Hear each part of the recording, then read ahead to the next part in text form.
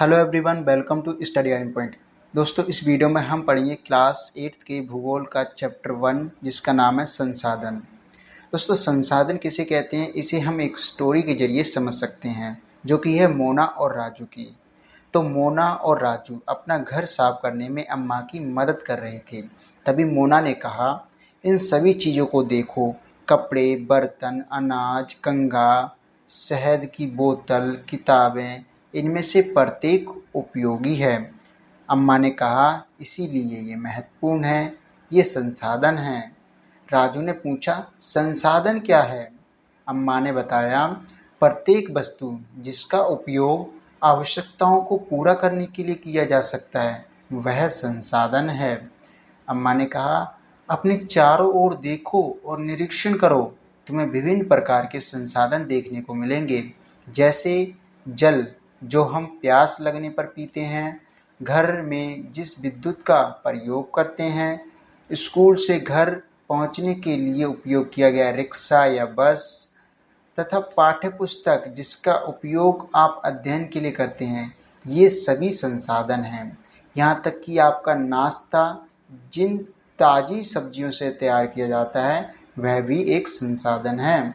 अम्मा ने आगे बताया, जल, विद्युत, रिक्शा, सब्जियाँ और पाठ्य पुस्तक सभी में कुछ एक जैसा क्या है? उनमें से सभी वस्तुओं का उपयोग आपके द्वारा किया गया है, इसीलिए वे उपयोगी हैं। और किसी वस्तु या पदार्थ की उपयोगिता ही उसे एक संसाधन बनाती है। अब यहाँ पर राजू यह जानना चाहता था कि कोई भी वस्तु संसाधन कैसे बनती है। तो आइए जानते हैं। कोई भी वस्तु संसाधन कैसे बनती है, इसे आप ऐसे समझ सकते हैं कि जब भी किसी वस्तु का मूल्य होता है, ठीक है, कोई भी वस्तु है उसका एक मूल्य होता है।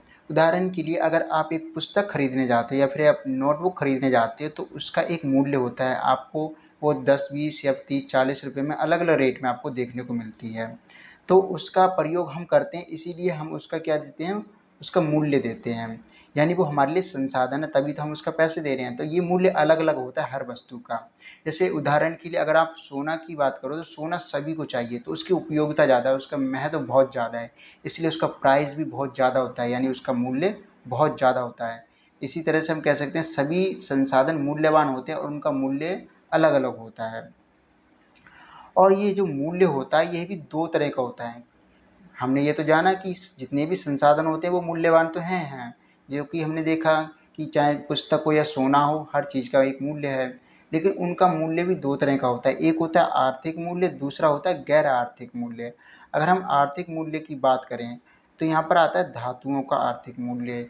उदाहरण के लिए आता है कि धातुओं का, देखिए धातु का आर्थिक मूल्य कैसे हो गया, आर्थिक की जहाँ पे बात की जाएगी वहाँ पर आपको पैसे की बात सुनने के लिए मिलेगी। जैसे जितनी भी धातुएं होती हैं, जैसे सोना, चांदी, लोहा, पीतल, तांबा, इन सभी धातुओं से बनी हुई चीज़ें जो होती हैं आपको जभी मिलेंगी जब आप उसके लिए पैसे दोगे। तो यहाँ पर इनको आप पैसों के जरिए खरीद सकते हो। लेकिन मनोरम दृश्य यानी कि एक सीनरी है जो कि बहुत ज़्यादा ब्यूटीफुल है, सुंदर है, वो आप पैसों से नहीं खरीद सकते, वो प्राकृतिक रूप से पाई जाती है, इसीलिए इसे कहते हैं गैर आर्थिक मूल्य संसाधन। तो यहाँ पर हमने क्या समझा कि किसी भी चीज़ का जिसका मूल्य होता है वो मूल्य इसलिए होता है क्योंकि हमें उसकी उपयोगिता है, हमें उसका प्रयोग करना है, हमारे लिए वो मूल्यवान है। तो हर चीज़ का मूल्य अलग अलग होता है और जितनी भी चीज़ें हैं जिनका मूल्य है, जो हमारे लिए उपयोगी हैं, वो सभी क्या हैं, संसाधन हैं। मूल्य दो तरह का होता है, आर्थिक मूल्य जिसके अंदर हम पैसों से किसी भी चीज़ को खरीद सकते हैं अपने लिए इस्तेमाल करने के लिए, और गैर आर्थिक मूल्य जिनको हम इस्तेमाल करने के लिए पैसों से नहीं खरीद सकते हैं। यहाँ पर ये दो बातें होंगी। लेकिन एक पॉइंट और है कि कुछ संसाधन होते हैं वो समय के साथ आर्थिक मूल्य के हो जाते हैं, यानी कि कुछ समय पहले उनसे पैसा नहीं मिल रहा था, यानी पैसे से हम उनको नहीं ले पा रहे थे, लेकिन आगे चल के हो सकता है कि आने वाले टाइम में ऐसा कुछ सिस्टम आ जाता है जिससे कि हम उसको पैसे के जरिए भी ले सकते हैं। उदाहरण के लिए दादी के नुस्खे। जैसे आपने देखा होगा कि बचपन में कोई भी पीड़ित होता है किसी भी बीमारी से, तो दादी परदादी जो भी घरे में बुजुर्ग होते हैं वो बोलते हैं कि ये काढ़ा बना के पियो, या फिर कोई उपचार बताते हैं जो कि घरेलू होता है। जो घर में मसाले वगैरह होते हैं उनसे भी कई तरह के उपचार किए जाते हैं और वो कारगर भी साबित होते हैं, हमारा जो भी बीमारी होती है वो ठीक भी हो जाती है। ये नुस्खे इतने अच्छे होते हैं लेकिन इनका कोई फ़ॉर्मूला नहीं है इसे किसी तरह से बेचा नहीं जाता है। लेकिन अगर उसको पेटेंट करा लिया जाए तो वो आर्थिक मूल्य के हो जाएंगे। कैसे? पेटेंट कराने का मतलब है कि किसी भी चीज़ पर अपना एक अधिकार करा लेना, यानी कि ये चीज़ मैंने बनाई है तो ये एक तरह की रजिस्ट्री करा लेते हैं कि लिखवा देते हैं कि ये चीज़ मेरे अलावा कोई अपने नाम नहीं करा सकता, इस पर मेरा नाम होना चाहिए। तो जब भी ये बिकेगी तो उससे जो प्रॉफिट होगा, जो फ़ायदा होगा, वो उस बनाने वाले इंसान को होगा जिसका नाम लिखा गया। तो यहाँ पर उसका आर्थिक महत्व बढ़ जाएगा। तो हमने यहाँ पर क्या समझा कि जितनी भी वस्तुएं होती हैं जो कि संसाधन है, वह सभी मूल्यवान होते हैं। और मूल्य दो तरह का होता है, आर्थिक मूल्य और गैर आर्थिक मूल्य। और कुछ संसाधन ऐसे होते हैं जो समय के साथ आर्थिक मूल्य के हो सकते हैं। उदाहरण के लिए दादी के नुस्खे। अब देखिए, कुछ पदार्थ ऐसे होते हैं वो जो हमारे काम के नहीं होते हैं जब तक कि हम उसे उपयोग करना नहीं जानते। तो समय और प्रौद्योगिकी एक दो ऐसी चीज़ें हैं जिनसे हमें उन पदार्थों को अपने लिए उपयोगी बनाना आसान हो जाता है, जिससे वो हमारे लिए संसाधन बन जाते हैं। तो हम कह सकते हैं कि समय और प्रौद्योगिकी पदार्थों को संसाधन में परिवर्तित करने में महत्वपूर्ण भूमिका निभाते हैं। कैसे? देखिए, जब आग की खोज हुई तो क्या हुआ कि आग का इस्तेमाल सिर्फ बड़े जानवरों को भगाने के लिए किया गया, जो खूंखार थे, जो शिकारी जानवर थे। लेकिन धीरे धीरे उसका इस्तेमाल बढ़ता गया है। इसमें समय का महत्व बढ़ा। समय के साथ साथ उससे खाना पकाया जाने लगा, उससे रोशनी की जाने लगी, और भी बहुत सारी चीज़ें निकल के आई जिससे आग का इस्तेमाल किया। उससे ईंटें बनाई जाने लगी, ठीक है, उसको पकाने में काम लिया जाने लगा। इसी तरह से पहिए का आविष्कार हुआ, ये भी टेक्नोलॉजी है ना। तो आग का आविष्कार, ये भी टेक्नोलॉजी है, यानी प्रौद्योगिकी को ही क्या कहते हैं? टेक्नोलॉजी कहते हैं। तो यहाँ पर प्रौद्योगिकी और टेक्नोलॉजी जो टाइम है, इन दोनों की महत्व के बारे में बताया गया है। तो समय के साथ क्या हुआ, जब पहिए का आविष्कार किया तो पहिए से बनने वाली बहुत सारे वाहनों का आविष्कार होने लग गया। जैसे कार हो गया, बस हो गया, ट्रेन हो गई, रेलगाड़ी हो गई, इस तरह की बहुत सारी चीज़ें विकसित हुई। इसी तरह से जो एक जल विद्युत प्रौद्योगिकी है, यानी कि जल से बिजली उत्पन्न करने वाली जो टेक्नोलॉजी है, जब वो आई तो जो बहता जल था उसका महत्व बढ़ गया। अब तक क्या था कि नदी बहती थी तो हम उसको यूज़ नहीं कर पाते थे, लेकिन एक टेक्नोलॉजी ऐसी ला दी समय के साथ साथ, जैसे हम विकसित हुए, हमें समझ में आ गया कि हम कैसे जल से बिजली भी बना सकते हैं। तो एक ऐसी जल विद्युत प्रौद्योगिकी आई, टेक्नोलॉजी आई, हाइड्रो इलेक्ट्रिसिटी टेक्नोलॉजी। तो इससे क्या हुआ, जो बहता जल था उस पर कब्जा किया जाने लगा कि यहाँ से हम बिजली बनाएंगे, नदियों पे बांध बनाए जाने लगे। तो ये क्या हुआ, इसमें किसका ज़्यादा महत्व था? इसमें समय का और टेक्नोलॉजी यानी प्रौद्योगिकी का ज़्यादा महत्व था। समय के साथ तो क्या होता है कि जो टेक्नोलॉजी होती है वो भी बढ़ती चली जाती है, उसमें भी नए नए चीज़ें आने लगती हैं। तो इस तरह से अगर क्वेश्चन आता है कि पदार्थों को संसाधनों में परिवर्तन करने में समय और प्रौद्योगिकी की किस तरह से भूमिका है, तो आप इनका उदाहरण लेकर लिख सकते हो आसानी से। अभी तक हमने क्या देखा कि संसाधन क्या होते हैं कि वह चीज़ें जो हमारी आवश्यकता को पूरा करती हैं, वैसे भी संसाधन है, और साथ ही साथ उनका एक मूल्य होता है। यहाँ पर हम देखते हैं कि संसाधन भी 3 प्रकार के होते हैं मुख्यतः।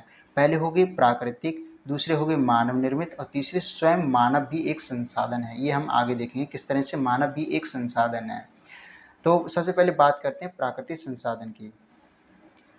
तो वे संसाधन जो प्रकृति से प्राप्त होते हैं और अधिक संशोधन के बिना सीधे उपयोग लाए जा सकते हैं, प्राकृतिक संसाधन कहलाते हैं। संशोधन का मतलब है बिना किसी बदलाव के आसानी से हम उनको डायरेक्टली अपने इस्तेमाल में अपनी आवश्यकताओं को पूरा करने के लिए कर सकते हैं। वो सभी क्या है? प्राकृतिक संसाधन है। उदाहरण के लिए वायु, एयर है, हम सांस लेते हैं तो इसके लिए हमें किसी टेक्नोलॉजी की जरूरत नहीं पड़ती, हम डायरेक्टली सांस ले लेते हैं। इसी तरह से जो खनिज पदार्थ है उनको डायरेक्टली जमीन उसके अंदर बड़ी बड़ी खानों से निकाला जाता है, बस उसके अंदर थोड़ी सी टेक्नोलॉजी की ज़रूरत पड़ती है। साथ ही साथ जल को हम डायरेक्टली यूज़ कर सकते हैं। जो अच्छा जल होता है उसको हम सिंचाई के अंदर, पीने में और नहाने में, इस तरह के बहुत सारे कार्य हैं जिसमें हम जल का यूज़ कर सकते हैं। ये भी क्या है? प्राकृतिक संसाधन है। इसी तरह सौर ऊर्जा, जो सूर्य की किरणें होती हैं, और मृदा, इन सब का यूज़ हम आसानी से कर सकते हैं, इसीलिए इनको हम प्राकृतिक संसाधन कहते हैं। तो प्राकृतिक संसाधन दो तरह के होते हैं, पहले हैं नवीकरणीय और दूसरे हैं अनवीकरणीय। तो नवीकरणीय देखते हैं, वे संसाधन जो शीघ्रता से पुनः पूरित हो जाते हैं यानी नवीकृत हो जाते हैं, वो नवीकरणीय संसाधन कहलाते हैं। इनका मतलब ये है कि ये संसाधन जैसे आप इस्तेमाल करोगे तो ये दोबारा बन जाएंगे, इनको बनने में ज़्यादा टाइम नहीं लगता है। लेकिन फिर भी इनको हम क्या है, दो कैटेगरी में बांटते हैं। पहला है असीमित और दूसरे हैं सीमित। असीमित का मतलब है अनलिमिटेड, इनको जितना मर्जी यूज़ करो ये कभी ख़त्म होने वाले नहीं हैं। इसमें आते हैं सौर ऊर्जा और पवन ऊर्जा। आप सूर्य की रोशनी को जितना मर्जी यूज़ करोगे वो कभी ख़त्म नहीं होगी। इसी तरह से पवन ऊर्जा यानी जो वायु बहती है ये कभी ख़त्म नहीं होगी। इस और दूसरे आते हैं सीमित संसाधन। ये हैं ज़रूर नवीकृत, लेकिन ये सीमित हैं। सीमित क्यों हैं? देखिए, अगर आप इनका यूज़ बेढंग से करोगे, अंधाधुंध करोगे और बिना सोचे समझे करोगे तो क्या होगा, ये सीमित हैं यानी ख़त्म भी हो सकते हैं अगर आपने इनको नवीकृत यानी पूरा होने का टाइम नहीं दिया। जैसे जल, मृदा और वन। उदाहरण के लिए वन है, आप काटते गए और पेड़ उगने का टाइम ही नहीं मिला उनको, तो क्या होगा, सारे जंगल कट जाएंगे और जो पेड़ पौधे होंगे वो बचेंगे नहीं। लेकिन इनको बचाया जा सकता है। आपने क्या किया, वन में बहुत सारे पेड़ हैं, आपने कुछ हिस्सा काटा और उसको कुछ सालों तक दोबारा उगने के लिए छोड़ दिया, तो क्या होगा, वो दोबारा नवीकृत हो जाएगा। तो यहाँ पर वो ख़त्म नहीं होंगे, लेकिन ये ख़त्म हो सकते हैं जब जब इनको टाइम नहीं मिलेगा नवीकरण होने का। दूसरा है हमारा अनवीकरणीय संसाधन। ये किसी भी तरह से दोबारा पूरित नहीं हो सकते। तो वे संसाधन जिनका भंडार सीमित है और भंडार के एक बार ख़त्म होने पर यानी समाप्त होने पर पुनः पूरित होने में हजारों वर्ष लग जाते हैं। उदाहरण के लिए कोयला, पेट्रोलियम, प्राकृतिक गैस। तो देखिए, जो कोयला बना है ये ऐसे ही नहीं बन गया। एक टाइम होगा जब कभी बहुत सारे पेड़ होंगे, दब गए होंगे और उनकी जो लकड़ी है वो दबने की वजह से जो उस पर प्रेशर पड़ा होगा, घनत्व बढ़ा होगा, टेम्परेचर बढ़ा होगा, तब जाके वो कोयले में बनी होगी। इसी तरह से पेट्रोलियम समुद्र के नीचे जीव होते हैं, उनके दबने से बना है। तो इसमें कई लाखों साल लग जाते हैं, तब जाके ये इनका निर्माण होता है। अब हम इनको निकाल रहे हैं तो दोबारा बनने में इनको कई हज़ार साल लगेंगे, तब तक तो हम जीवित भी नहीं होंगे। तो इसीलिए इनको अनवीकरणीय संसाधन कहा जाता है। एक और बात है कि जो हमारे प्राकृतिक संसाधन, इनका वितरण पृथ्वी पर असमान रूप से पाया जाता है। क्यों? इनका कारण है भौतिक कारक। देखिए, भूभाग, जलवायु, ऊंचाई, ये कुछ ऐसे भौतिक कारण हैं जो कि विभिन्नता पृथ्वी पर विभिन्नता में पाए जाते हैं। यानी कहीं पर बहुत ज़्यादा ऊंचाई है, कहीं पे बहुत ज़्यादा जलवायु में भिन्नता पाई जाती है। जैसे आप देखोगे उत्तरी भारत में हिमालय पर्वत में क्या है, ठंड पड़ती है, जबकि राजस्थान में गर्मी पड़ती है। और आप दक्षिण भारत में आओगे तो वहाँ पर ना ज़्यादा सर्दी है ना ज़्यादा गर्मी है। इसी तरह से ऊंचाई भी अलग अलग स्थानों पर अलग अलग पाई जाती है। तो इस तरह की जो भौतिक आकृतियाँ हैं, भौतिक कारक हैं, अलग अलग पाए जाते हैं पूरे विश्व में। इसी वजह से जो प्राकृतिक संसाधनों का वितरण है वो भी अलग अलग पाया जाता है। आप ऐसे समझ सकते हो, राजस्थान में जल की बहुत ज़्यादा कमी है, जबकि मेघालय में हर साल बाढ़ आती है। ये प्राकृतिक संसाधनों का असमान वितरण दिखलाता है। अब आता है मानव निर्मित संसाधन। तो वे संसाधन जिनका निर्माण मानव द्वारा प्राकृतिक संसाधनों की सहायता से किया जाता है। तो देखिए, जो हमें प्रकृति से कुछ पदार्थ मिले और हमने क्या किया, उसमें अपने मशीन का प्रयोग करके, अपने ज्ञान का, कौशल का, इन सब चीज़ का प्रयोग करके उसे एक नई चीज़ बना दी जिससे हम उसका यूज़ कर सकें दूसरे कामों में। तो वो क्या हुआ, हमने बनाया जो प्रकृति में था वो डायरेक्टली हम यूज़ नहीं कर सकते थे, हमने उसके अंदर कुछ फेरबदल करके उसको एक ऐसी चीज़ बना दी जो हमारे काम की है। तो इसीलिए उसको हम कहते हैं मानव निर्मित संसाधन। यानी इसके अंदर प्राकृतिक जो भी पदार्थ थे उसको, उसकी सहायता से हमने एक नई चीज़ बनाई, तो मानव ने बनाई, इसलिए इसको मानव निर्मित कहा जाता है। उदाहरण के लिए मशीन, जितनी भी मशीनें होती हैं उनको बनाया जाता है लोहे से। तो लोहा होता है वो प्रकृति में पाया जाता है, लेकिन उसको डायरेक्टली हम मशीन में नहीं बना सकते। उसके लिए उसका संशोधन करके उससे पार्ट्स बनाए जाते हैं मशीन के, फिर पूरी मशीन बनाई जाती है, तब जाके इस्तेमाल होता है। इसी तरह से बस हो गई, इमारतें होगी बड़ी बड़ी, तो इमारत बनाने के लिए कई सारे पत्थर, चूने, इन सब की ज़रूरत पड़ती है। तो ये मिलते तो हैं प्रकृति में, लेकिन ये डायरेक्टली हम इनको यूज़ नहीं कर सकते। तो मानव ने क्या किया, अपने ज्ञान के आधार पर इनको बनाया है, इसलिए इनको मानव निर्मित संसाधन कहते हैं। इसी तरह से पुल हो गया, और जितनी भी चीज़ें आप देखते हो जो कि इंसान ने बनाई, उन सबको हम कहते हैं मानव निर्मित संसाधन। तो अभी तक हमने संसाधनों के दो प्रकार पढ़ लिए। पहला हमने पढ़ लिया प्राकृतिक संसाधन, इसके अंदर हमने पढ़ा नवीकरणीय के बारे में और अनवीकरणीय के बारे में, और फिर पढ़ा मानव निर्मित संसाधन के बारे में। अब हम पढ़ते हैं कि मानव जो है वो स्वयं भी एक संसाधन है। कैसे, आइए समझते हैं। तो देखिए, मानव संसाधन का मतलब क्या है कि मानव संसाधन से अभिप्राय है लोगों की संख्या एवं उनकी योग्यता। यानी कि मानव कितनी संख्या में है और उनमें कितनी योग्यता है, चाहे वो शारीरिक हो या मानसिक हो। जैसे आप देखोगे कि जो मानव है यानी इंसान है, मनुष्य है, उसके पास क्या होता है, ज्ञान होता है, उसके पास नॉलेज होती है, उसके पास कौशल, स्किल होती है और टेक्नोलॉजी होती है। वो इन सब की सहायता से क्या करता है, भौतिक पदार्थ जो प्रकृति में पाए जाते हैं प्राकृतिक रूप से, उनको मूल्यवान पदार्थों में बदल सकता है। कैसे बदल सकता है, उसके पास टेक्नोलॉजी है, उसके पास मशीनें हैं, साथ ही साथ उसके पास स्किल है किसी काम को करने की, और नॉलेज तो ही है। वो इन सब का यूज़ करके क्या कर रहा है, एक पदार्थ को दूसरे पदार्थों में बदल रहा है जो कि अधिक मूल्यवान है, जिनका यूज़ हमारे लिए ज़्यादा महत्वपूर्ण है। तो इस वजह से क्या है कि मानव स्वयं में एक संसाधन बन जाता है। क्यों? क्योंकि देखिए, अगर आपको किसी फैक्ट्री खोलनी है, कोई फैक्ट्री खोलनी है, तो आपको वहाँ काम करने के लिए मज़दूर की ज़रूरत पड़ेगी। तो मज़दूर खुद आपके लिए काम करेंगे, यानी कि आपकी ज़रूरत है वो, तो आपके लिए वो संसाधन ही हुए ना। तो इसी वजह से हम कहते हैं मानव संसाधन। तो शिक्षा और स्वास्थ्य जो होती है, लोगों को बहुमूल्य संसाधन बनाने में मदद करती है। अभी हमने देखा कि फैक्ट्री है, अगर फैक्ट्री में शिक्षित और स्वस्थ लोग रहेंगे तो अच्छे से काम कर सकते हैं, उनको नॉलेज ज़्यादा होगी किसी कार्य को करने की, तो इसीलिए वो ज़्यादा मूल्यवान होंगे, उनकी कीमत भी ज़्यादा होगी, वो पैसे की डिमांड ज़्यादा करेंगे आम लोगों की तुलना में।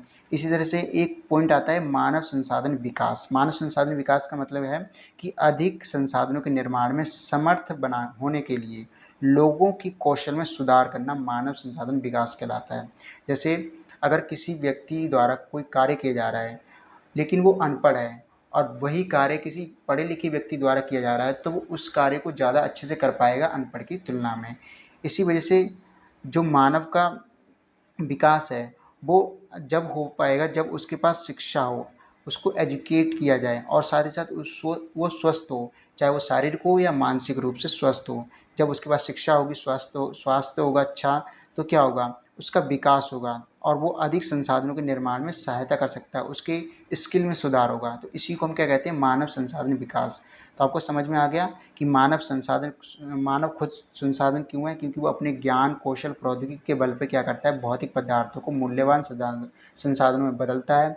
साथ ही साथ उसे ऐसा करने के लिए समर्थ कौन बनाता है, उसको एजुकेशन चाहिए, उसको हेल्थ चाहिए, ठीक है। और जब उसको ये सारी चीज़ें बन मिलती हैं तो क्या होता है, उसका विकास होता है। इसी को कहते हैं मानव संसाधन विकास। अगर इसको डेफिनेशन में लिखेंगे तो कैसे लिखेंगे, अधिक संसाधनों के निर्माण में समर्थ होने के लिए लोगों के कौशल में सुधार करना मानव संसाधन विकास कहलाता है। देखिए, उदाहरण के लिए मानव संसाधन का एक बुक में बहुत अच्छा एग्जाम्पल दे रखा है। जैसे यहाँ पर ये क्या है, एक साइंटिस्ट है, तो ये क्या कह रही है कि सूखे के कारण फसलों का विनाश, क्या मैं इसका समाधान निकाल सकती हूँ। तो ये अखबार में पढ़कर देख रही है कि सूखा पड़ा, उसके कारण क्या हुआ, फसलों को पानी नहीं मिल पाया और फसलें खराब हो गई। तो इसने बोला, क्या मैं इसका हल निकाल सकती हूँ। तो इसने हाँ बोला, क्यों क्यों क्यों नहीं निकाल सकती हूँ। तो इसने कुछ हल निकाला होगा कि जहाँ पर सूखा होगा वहाँ पर नहर द्वारा पानी लाया गया होगा। अब ये जो साइंटिस्ट थी, अब इसके जो किसान हैं सभी धन्यवाद कर रहे हैं। तो ये अब बता रही है कि यह सब ज्ञान, शिक्षा और कौशल के कारण संभव हुआ है कि हम इसका समाधान निकाल पाए। तो यहाँ पर सीधा-सीधा बताया गया है कि आपके पास जितना ज़्यादा ज्ञान होगा, जितनी ज़्यादा शिक्षा होगी, जितनी ज़्यादा स्किल होगी, आप उतनी अच्छी एक मानव संसाधन होगे। तो आपका विकास जभी संभव है जब आप अच्छे से पढ़ाई-लिखाई करोगे, आप एक अच्छी स्किल रखोगे, तभी वो क्या कहलाएगा, मानव का विकास कहलाएगा। अगला पॉइंट है संसाधनों का संरक्षण, यानी कि जो हमारे संसाधन हैं, जो प्राकृतिक हों चाहे मानव निर्मित हो, कोई से भी हों, बनते प्रकृति द्वारा प्रदत्त पदार्थों से ही। अगर प्रकृति में कोई पदार्थ नहीं होगा तो मानव भी कोई पदार्थ नहीं बना पाएगा, कोई संसाधन नहीं बना पाएगा। तो इनका संरक्षण कैसे किया जाए, तो पहला पॉइंट सबसे ज़रूरी यह है कि इनका सतर्कतापूर्वक उपयोग किया जाए और उन्हें नवीकरण के लिए समय देना। अगर आपने कोई पेड़ काटे हैं किसी जगह से, तो उनको दोबारा उतने ही पेड़ उगने के बाद, बल्कि उससे डबल उगने के लिए आपको समय देना है उनको। अगर आपने उनको समय नहीं दिया तो वो ख़त्म होते चले जाएंगे। और भी बहुत सारे तरीके हैं, लेकिन उनमें से कुछ है, जैसे आप 3R जो होता है, 3R होता है, उसको अपना सकते हैं। जैसे रिड्यूस, रीयूज़ और रिसाइकिल, यानी कि किसी भी वस्तु का आप उपयोग कम करें, जब तक कि आपको ज़रूरत नहीं है आप उसका यूज़ मत करो। फिजूल खर्चा मत करो, फिजूल में किसी चीज़ को मत खरीदो, मत इस्तेमाल करो। पुनः उपयोग, आप कोई इस्तेमाल कर रहे हो चीज़ तो आप उसको फेंको मत यूं ही, जब तक कि वो पूरी तरह से ख़राब ना हो जाए। आप उसका दोबारा रीयूज़ करो, रीयूजेबल बैग का यूज़ करो, आप पॉलीथीन का यूज़ मत करो। और पुनः चक्रण, अगर आप पॉलीथीन का यूज़ कर भी रहे हो तो उसको रिसाइकल करो, इस तरह की पॉलीथीन खरीदो जिसको हम रिसाइकल कर सकते हैं, ठीक है। तो ये कुछ ऐसी चीज़ें हैं जो संसाधनों के संरक्षण में सहायता कर सकती हैं। तो संसाधनों का अगर संरक्षण होगा तो हमारे एनवायरनमेंट, जो पर्यावरण है, उसका संरक्षण होगा। तो चलिए दोस्तों, मिलते हैं नेक्स्ट वीडियो में, तब तक के लिए जय हिंद।